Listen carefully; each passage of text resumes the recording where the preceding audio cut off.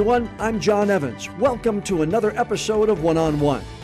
Mick Mixon has spent a lot of time with us over the past 30 years. We spent time together, a couple of hours at a Tar Heel basketball game. We've spent 3 hours or so together at a Carolina Panther football game. We couldn't be there, and he could. So he brought us the action, painting pictures with his words from the broadcast booth. Now, we don't get a lot of the personal side of Mick Mixon when he's doing his job and broadcasting over our radio or in our headphones because he's too busy telling us what Cam Newton or Luke Kuechly are doing. So when we connected by Skype recently, I wanted to go more behind the microphone and learn about what makes Mick tick. Mick Mixon, voice of the Tar Heels, voice of the Carolina Panthers, born Forrest Orion Mixon III. Welcome to the One-on-One with John Evans podcast. Internet's a dangerous thing. You got my whole name. Ever since I was born, little Mickey Mixon, growing up Chapel Hill, all I ever wanted to be was a sports announcer. Isn't it great to live in North Carolina, John, where we got the rich history of great broadcasters and a great TV station like WECT serving the coastal area so selflessly for so many years. So thanks for having me on. How you been doing? I've been doing just great, my friend. I remember the first time I met you, I was working at WCTI in New Bern. You and Woody Durham came to Jacksonville as part of a Tar Heel caravan. We sat down on a picnic table at Camp Lejeune, and I was in as a sports announcer in heaven with just the legendary Woody Durham, and then you sitting by his side for so many years. You have been blessed with working with some of the best people in North Carolina, haven't you? No doubt. I could fill a small book, maybe even a medium-sized book, with Woody stories, and we miss him a lot. Mike Hogwood just passed away. Rich Brenner, not long before Mike. I mean, I'm just kind of going through some of the great names, people who helped pave the way for us, and Woody was amazing. And I remember that day. That was a hot day in the late spring, I think it was. And I remember talking to you on that picnic bench. And Jacksonville was phenomenal. It was a great trip to Camp Lejeune. And think about Woody a lot. He was a hard worker. He was a grinder. And he loved Carolina. I mean, I think one of the reasons that Woody was popular, not only was he vocally gifted and he was technically proficient, but also, John, the games were personal to him. The quality of his life was affected by whether Carolina won or lost. The line in his mind between what he did and who he was blurry. And I think that's one of the reasons that he was so popular. What did he teach you? What was the biggest lesson you learned from him in your 16 years of working with him?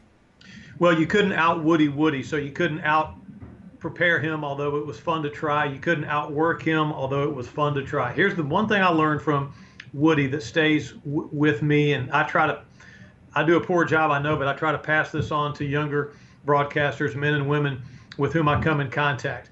And that is that Woody saved his most exciting vocal register for Tar Heel great moments, for Amos Lawrence or Kelvin Bryant touchdown, for a Stackhouse or a Rasheed Wallace dunk.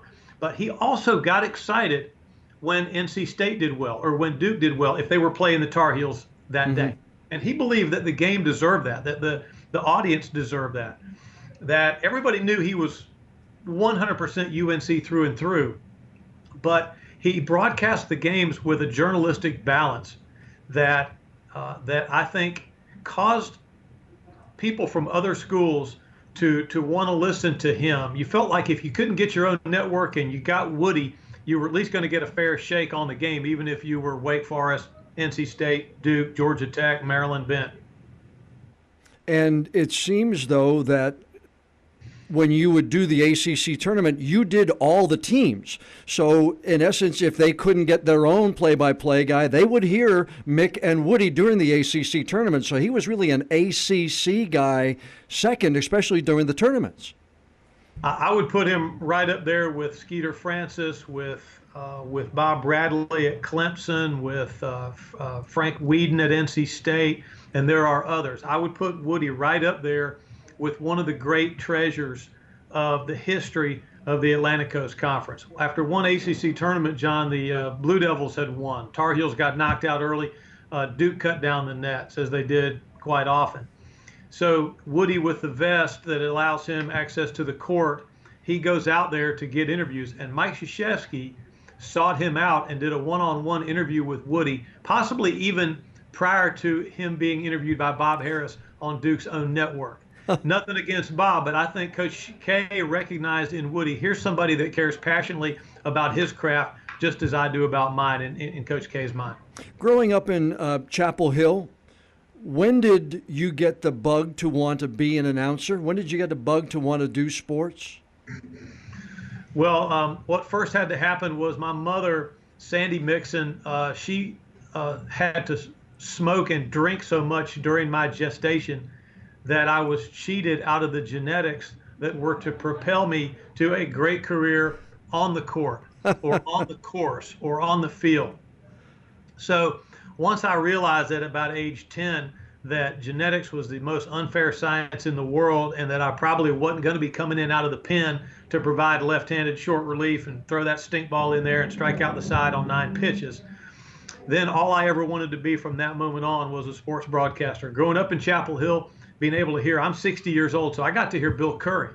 I got to hear the Mouth of the South call games. And then when Woody took over in 1970, 71, he was not well received at first because everyone was used to the homespun, grandfatherly, your crazy uncle, the warmth that Bill Curry brought to the airwaves. Not that Woody didn't have that, just that their styles were different. So their voices, along with Wally Osley, Gary Dornberg, and of course Bob Harris, Ad Penfield, Ray Reeve, voices like that were the song of my soul when I was a little kid. And then you went to UNC Chapel Hill, and growing up, I got a first job in radio when I was 15. I knew I was like you. I knew that the good Lord gave me a big mouth, and I just had to use it the right way. But I got into radio and then ultimately got into TV. When was your first introduction maybe into radio? Was it at UNC Chapel Hill? Oh, no, it was before that. My father, I did not grow up in the Great Depression, but my dad tried to simulate it at 2313 Honeysuckle Road in Chapel Hill.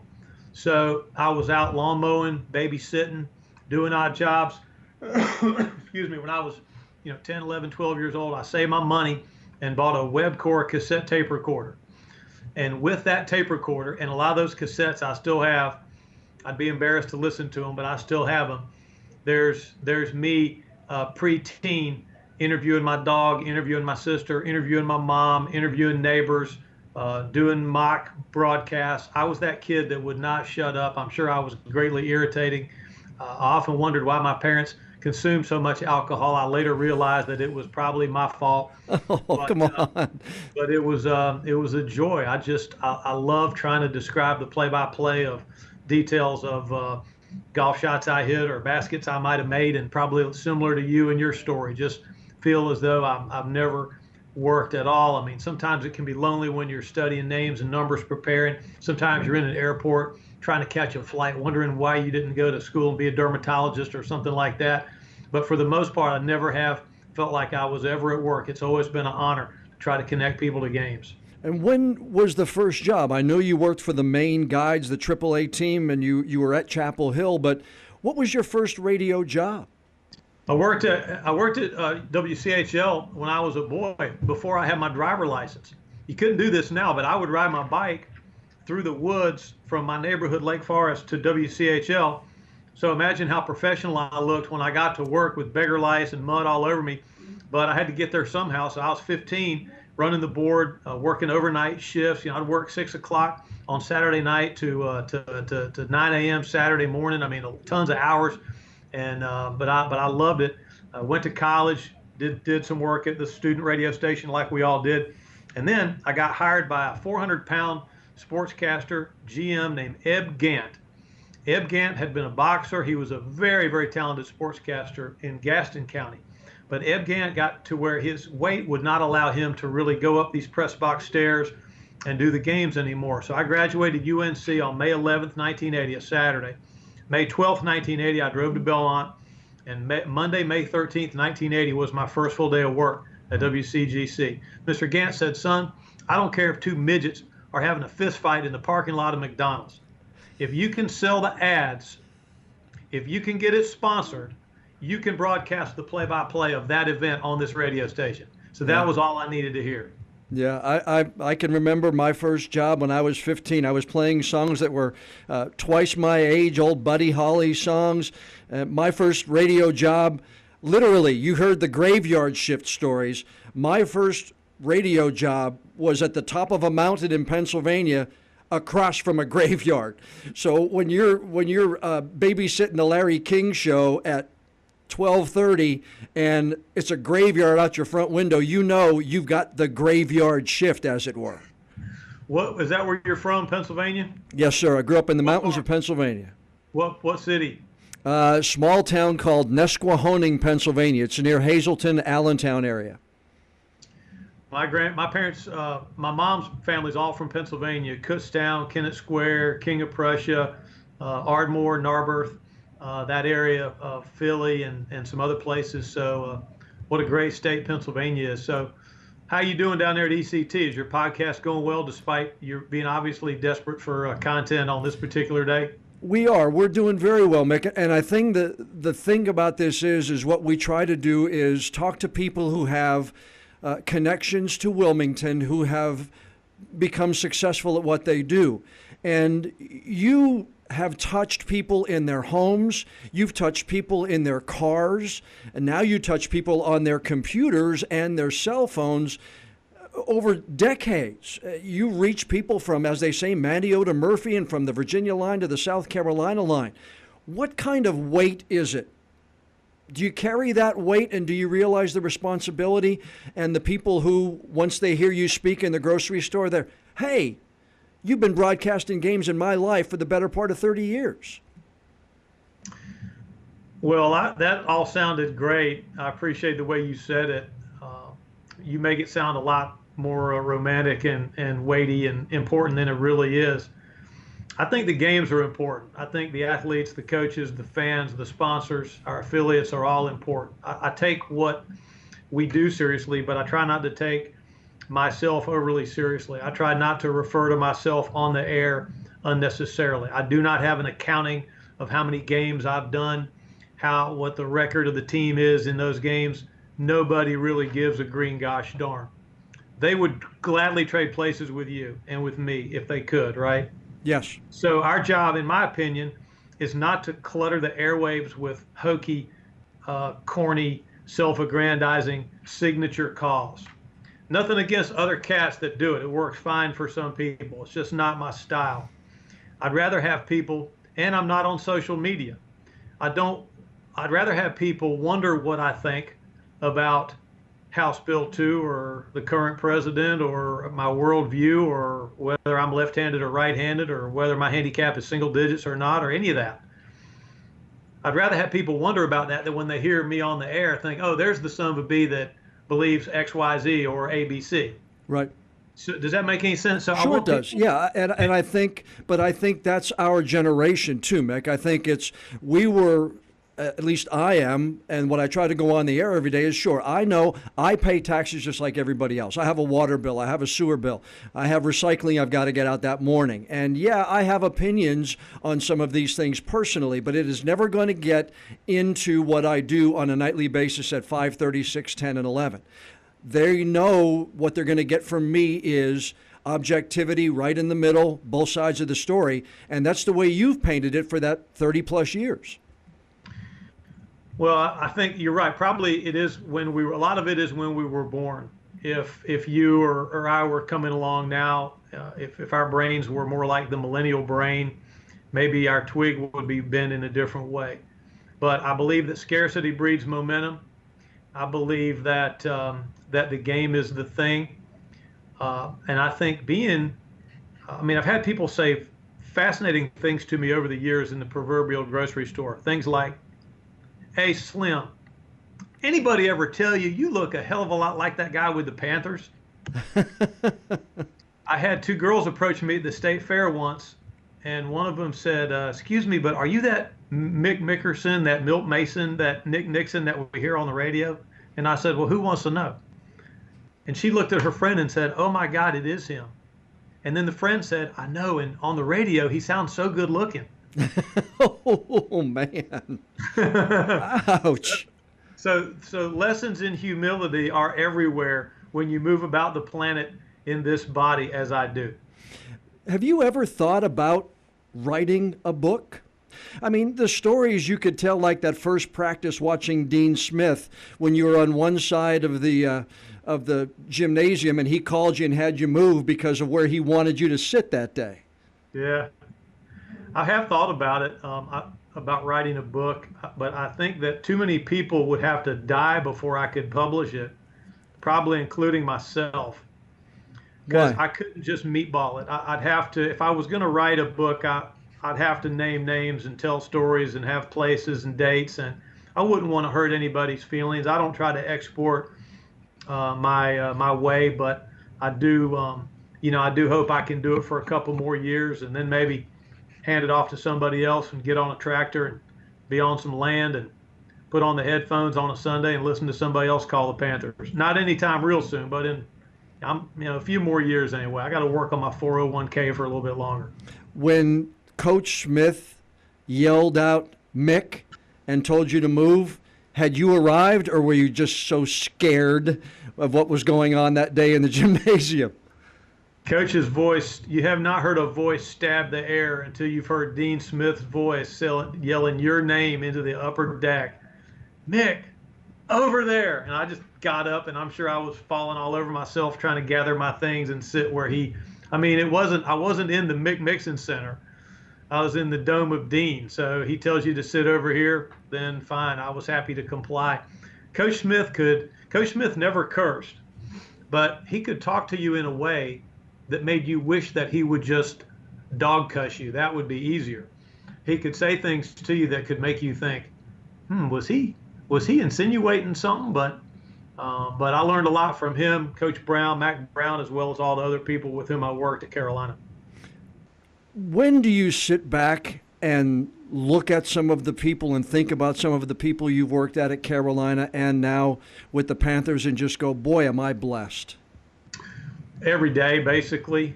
I think just walk in the halls. I'm talking to you now from my office.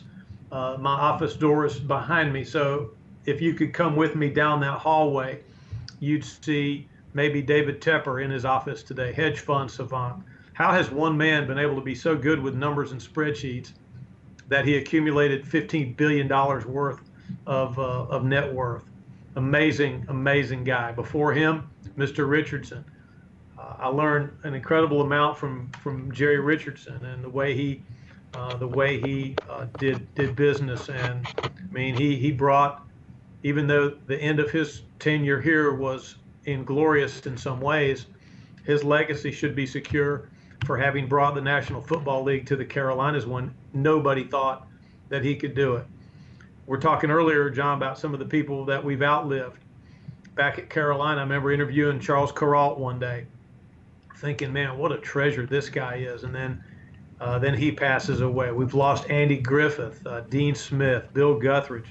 So, you live enough life and you start thinking about how fragile this whole thing is and how, it's cliche, it's trite, but how you really have to. My overarching sentiment in older age is try to track down all the people that I need to say thank you to for giving me a chance and make sure I close that loop. Have you ever done anything like that? I have. I have reached out to some of the same people that gave me my first job. 2 or 3 of them have passed. I was lucky enough to tell some of them thank you before they passed, but I think you're right. I reached back to the first news director that gave me a job. I reached back to the first sports director that when I was an intern, like you, I kept going back for nothing after an internship. A part-time job opened up in 1983 at a television station, and I've been in TV ever since. You did establish a scholarship at NC State to honor your mom and dad? Yeah, my parents died young. My mom and dad died in a commercial airline crash in July of 1989. It was United Airlines DC-10 that crashed. United Flight 232 crashed in a cornfield in Sioux City, Iowa. My parents were both on that flight.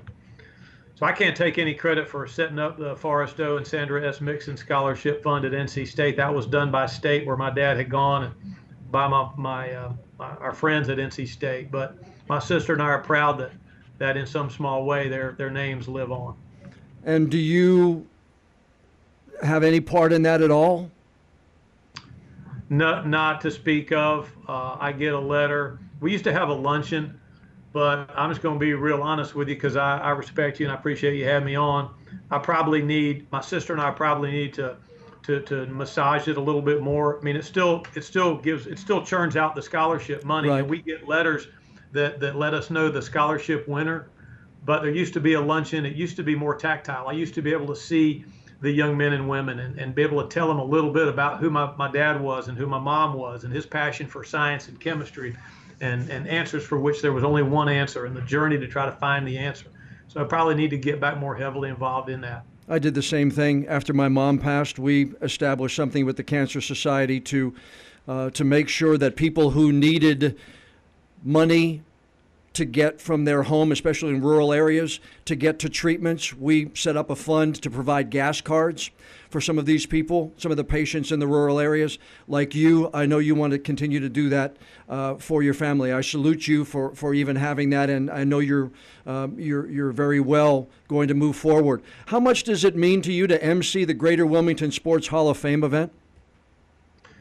When I emceed it down there with John Bunning, you talking about a year or two ago? Yes, sir. Great Buntino. That was fantastic. I had the best time. I can't tell any John Bunning stories on your G-rated program, but Coach Bunning was so much fun to talk with, and Brandon Beane was down there that same night. Do you know Brandon Beane? He went to Wilmington, now the GM of the Buffalo Bills. He was here for a while. He was one of my early podcasts. I interviewed him last year. Fantastic guy, and I know he's proud to. He's from Stanley County, from Albemarle, but I know he's proud to have gone to school down there and calls that part of the state one of his homes. In last year, in a piece of video that I saw, you met a young man named Darren Varner who had lost his sight, and you went with him at a training camp, and you actually called a couple of plays on the training camp field. Again, that shows me the guy Mick Mixon is. I'm all right, but that wasn't anything I thought of. Our .com people brought that idea to me. All I really had to do was agree to spend some time with him, and it got tweeted out and Facebooked and linked and resent and all that. My wife received a lot of emails and texts from people saying what a great guy her husband is, and that made me embarrassed, because he was the star. The blind gentleman that I corresponded with was the star by a wide margin of that piece, that he would allow me into his world, to let me shake his hand. That's what that was all about. So we spent some time together. He took me by the arm, and we walked out toward the practice field, and I tried to describe a couple of plays for him. And I'm telling you what, John, that was a reminder. That was the best. That was a master class for any radio broadcaster of every person who listens to us is sight challenged, even if they see 20/20, because they don't know the sounds, they don't know the smells, they don't know the textures, they don't know the flesh. They may know the skeleton, they may know score, down and distance, time remaining, but it's up to us to tell them what these other senses can gather. And I know we fall short of it every broadcast, but I think about him every time we sign the Carolina Panthers radio network on the air. He told you that he knows more about what's going on than his friends do in the stands of the game when he goes to, because he has the play-by-play in his ear. What a great statement to hear. Well, he was just being nice, but I appreciated hearing that. But we need to do a better job of making sure we don't let him and others like him down. And I asked him during the piece, I said, what do I look like? What do you think I look like? Yeah. Remember that? He said, oh, Mick, you're a handsome guy. And I said, that's right. Now what? You seen it. Tell me something about Eugene Robinson that nobody knows. Eugene coaches, and for those who don't know, John's talking about one of the color analysts on the Panthers radio network, Eugene Keefe Robinson, who played at Colgate, computer science major at Colgate, long shot to make the NFL. Here's something very few people know about Eugene. He bench press. You know, you go to the combine and you do the bench press of 225 pounds. Eugene Robinson bench pressed 225 pounds 2.5 times. The modern safeties could throw it up 25, 30 times. So they came to him and said, "That's all you got? You can only bench press this weight 2.5 times?" And he said, "Look, you want somebody to do bench pressing? I'm probably not your guy. You want somebody to play free safety? Then I'm your guy." And he was a great free safety. Incredible player, 16-year career. How about Jim Szoke? What do we not know about Jim Szoke? Szoke's like, do you remember? I'm a fight fan. I like boxing. So are you old enough to remember, say, Sugar Ray Leonard versus Wilfred Benitez? Sure. Benitez was a great counterpuncher, and Leonard, after one of the Benitez fights, said it was like looking into a mirror. Every time I'd hit him, he'd hit me, and vice versa. Szoke's a brilliant counterpuncher. He's very quick, very nimble with words, turn of a phrase, little subtle jabs. You have to listen carefully to the Szoke because I've thrown flags on him many times, 15 yards for quipping. What's quipping? Quipping, that's when you come up with a quip. When you say a quip on the air, and it's so subtle and so insidious that it almost gets by you. Right. He is the three of you. When did you sense that it was going to be as good a partnership and as good a team as it is? Because you guys really blend well together. Well, thank you for saying that. Coming from you, that means a lot. I appreciate it, John. They welcomed me in. They made a place for me to come in 2005. My predecessor, a guy named Bill Rosinski, who had been here. Bill has this big, robust, muscular, baritone voice that travels around with him. And I wish I could talk like Bill. He's got that vocal quality that I thought about taking up smoking and maybe whiskey to see if I could get my voice to behave like that. But I don't, that voice he has is a gift. I know. So, but you got to do what you do, right? You got to do, to my point earlier, you got to figure out what your style is, what your way is. And so I try to be a good listener in the booth. I'm not a word counter. I don't care who makes the good point, so long as it gets made. I don't care to have to say. I don't end the broadcast thinking, well, I mean, I was only on the air for 52 minutes, and you guys were on the air for that. I mean, that's asinine.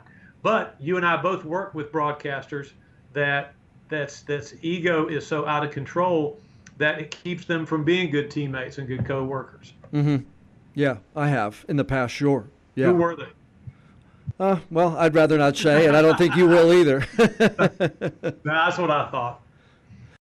When you're at the end of a day, how do you know it's been a good broadcast?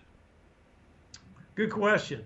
My number one fear in 2019, because of how sensitive we all are now, my number one fear is that I will have been misunderstood, or that I'll have a misstep or an innocent slip of a tongue that will hurt someone's feelings. So the first box that I want to check is, did we create a meeting place? Did we create an environment where people want to come spend time with us beyond just hearing whether the Panthers are winning or not? And did I do that in a way that didn't make people feel uncomfortable? We check that box. Then I go to journalism. Were there any major gaffes?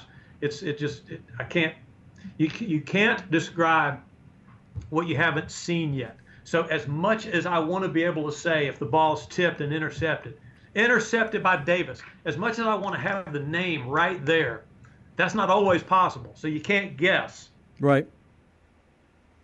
So so hopefully we've put an accurate presentation out there. And then thirdly would be, was there sufficient detail? I can't stand it. It makes me want to punch my coworkers, my fellow fraternity members in the face when I hear them say, and he throws and it's incomplete.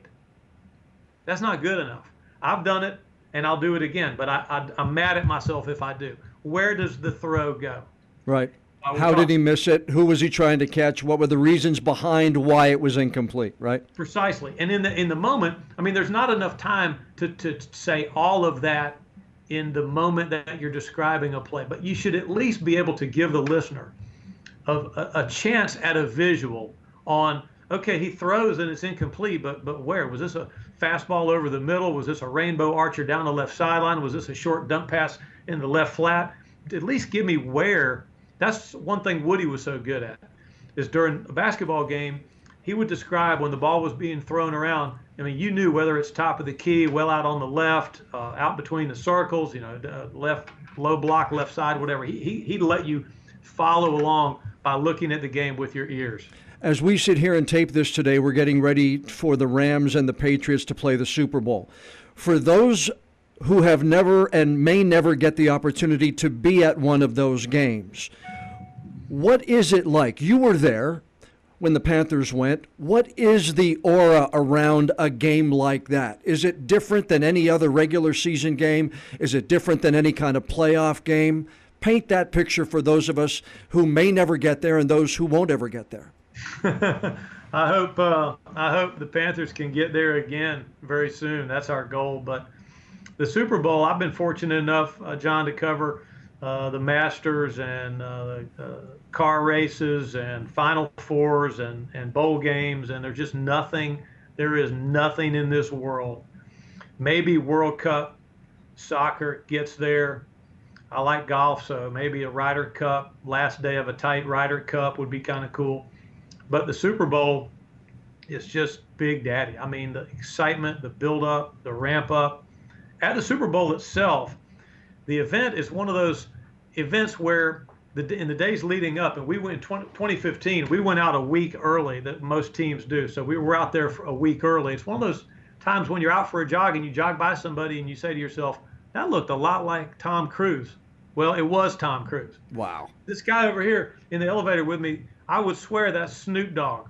Well, that's because it is Snoop Dogg. You know what I'm saying? Like all Sure. these people that you think are lookalikes are the real thing, because the game attracts all people from industry, business, movies, theater, the arts, other teams. So it's fantastic. It's a fantastic coming together of people. The other thing, because I love music, is I will never forget Lady Gaga, Stephanie Germanotta, singing the national anthem, and then the Blue Angels come over. These you would probably know, maybe F-18s, these supersonic multi-engine day-night fighter bombers in perfect formation, flying about as low and as slow as they could possibly fly. This rumble over the stadium in Santa Clara, California, after Lady Gaga sang the national anthem. I mean, I got chills right now all over my body just thinking about that moment alone. Can you watch a Final Four, since you were there and broadcast from it? Can you watch a Super Bowl? Can you watch a Masters as a fan? Or do you watch it and listen to the way somebody calls and maybe learn something along the way? I don't know. Maybe a little bit of both. I love advertising, so I'm keenly interested in the advertising messages and how they're presented. I'm interested in how the play-by-play guy and the color guy and the sideline guy interact. I'm interested in how the studio people tell the game story and set the matchups and that kind of thing. So I guess I could watch as a fan, but I don't have a rooting interest. I've never wagered one penny in my life on the outcome of any sporting event. How important is it to you to earn that invitation into people's lives for that 3-hour period every Sunday afternoon or Sunday night, or next year on a late Sunday in London when you guys go over? How important is it? To earn that invitation into everybody's lives for that 3-hour period for them to join you for the Panthers game? For just any Panther game? Yeah. Because I look at it on a nightly basis that I have to earn an invitation into people's homes every night. They have to be willing to bring me in to watch or listen to our newscast. Is that the way you approach it? You have to earn an invitation every week for somebody to come back to the Panthers play-by-play? No doubt. I mean, that's beautifully said on your part. And I, how busy people are nowadays. I mean, the entertainment options that are available to folks. If people will spend, that's one of the reasons I want our broadcast. I so badly want our broadcast to be kind of a meeting place, to have hopefully the gift of warmth, is because people have choices. It's not their responsibility to make us happy. It's our responsibility to give them a place to come and spend a few minutes. And when I meet people that say that they listen to us on a regular basis, that they turn the TV down to listen to our call of the game, it just makes me want to hug them, even though I may not be all that touchy-feely. When Mick wants to just relax, what does he do? Passions of mine have been golf. Play golf ever since I was a little kid. I thought I would always like playing, but I've sort of separated from golf. Golf for me now is like an old girlfriend, and it's probably best if we don't run into each other. I've loved music. I played drums in 2 or 3 bands. I'm the original drummer for the band Break Wind and Fire. You might have heard about Break Wind and Fire, but Yeah. we sort of dissipated soon after we formed in the late 90s. My other bands have been Mick and the Ultras and the Franklin Street Band. So I love playing drums. But yeah, we shut the band down in 2016 and hadn't played. We might have a reunion tour. So my main thing now is mechanicking. I love spinning a wrench. I love trying to do belts, hoses, brakes, fluids, filters, maintain the vehicles under my purview. And a couple of years ago, I got a general. Hadn't told many people this. Here, I'll show it to you. Hold on. Okay. So this right here, this is my North Carolina General Contractor's license. Wow. See there? Yep. General Contractor. And I don't know how to build anything. And you certainly wouldn't want me in charge of any remodeling project, painting, roofing, not even materials ordering. But I just got curious about it, and I thought, what do these people know that I don't know? So I got all these books, and a couple summers ago took the test so that I could shop in the pro section at big box store du jour. So you go in the other entrance when most of us go in the left side of the Lowe's and Home Depot. You go in the right side? I pull up, my truck got dual exhaust, cab lights on their toolbox. I pull up, jump out of there, and look like I'm the most badastic builder of things, framer, plumber, electrician that you've ever seen. The only thing is that I don't really know how to do any of those things. I just was able to pass the test to get this certificate right here. Able to cram to take the test. 2 questions I ask everybody. It's a good day when blank. This is crazy. This is your life. I feel like I've died and I'm speaking at my own eulogy. I love my bride more than about any man can love his wife. I'm married to about 5 feet of hell. In fact, I'll show her to you. This is us on our wedding day. Can you see that? Wow, boy, did you get in the high rent district? That's her right there with the hair. That's me. Without the hair? And without the hair. And I let her wear the hair in the family. How does she? I love spending time with her, John. Her name's Dawn. I call her Dawnie. I love spending time with Dawn Elizabeth Thomas Mixon, and I don't care if it makes me sound less of an alpha male or any. I don't care about any of that. I like talking to her. I like asking her how her day was. I like holding the door open for her. I like holding an umbrella over her head so she doesn't get wet. And I like trying to make her life as enjoyable and as easy as I can. How much does having that support at home mean to somebody in this industry? You know as well as I do, it's not 9 to 5. I always tell young interns when they come in here, if you want to work 9 to 5, go sell shoes. Nothing to people who do, but this is not 9 to 5. You got to have the home life that understands what this is all about. And I'm careful not to overstate it because we work in the toy store. You don't, but I do because you do news. But in sports, it's the candy store, chutes and ladders. Just roll the dice. Let's have some fun today. Let's have fun yesterday. Let's have fun tomorrow. These games are not life and death, but we make it seem that way. So, but still, you got to commingle your life with a significant other that understands that Thanksgivings, birthdays, Christmas Eve, Christmas morning, New Year's Eve, those are for other people. They do not apply to our schedule. It may work out that I'm home, but it's also likely that these events must go on without me. I agree with you. I tell people I married a saint. For 33 years we've been together, and if I'd nowhere near be as successful as it wasn't for Sheila Marie Meyer, who said yes to me 34 years ago, I must say. North Carolina, for the last several decades, is lucky that you were steered away from math and science toward English and athletics. I think you're one of the jewels of the North Carolina, Mick. You've been around in a lot of people's lives for decades. I appreciate you taking the time to join me today.